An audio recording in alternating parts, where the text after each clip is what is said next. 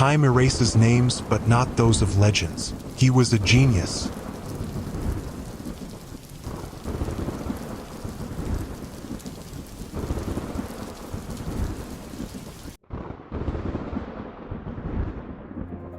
He was born on a stormy night when lightning split the sky.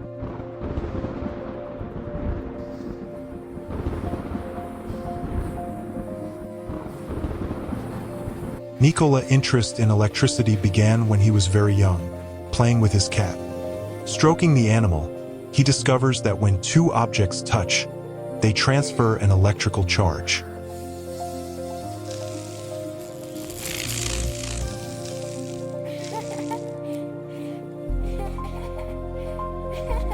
At the high school in Karlovac, he was impressed by all the teachers and subjects they taught him, but especially by physics and chemistry. At the high school in Karlovac, he was more motivated than anyone else to study electricity. Nikola read everything he could find about this phenomenon. His dream, to study in the best engineering academy. While he was studying in Karlovac, his school was near a swamp. There were a lot of mosquitoes, and Nikola contracted malaria and later cholera. He is forced to return to his native village.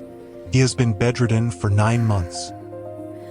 His father, Nikola Tesla, who is an Orthodox priest, tells him that if God saves him, he will send him to the engineering academy. As a result of the illnesses, he experiences hallucinations. Thanks to them, he discovers the magnetic field. In his first year at the academy in Graz, he achieved enviable success.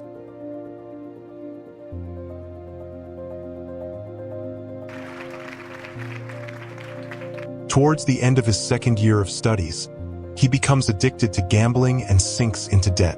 The path to his dream is almost ruined. If you want to find out what happens next,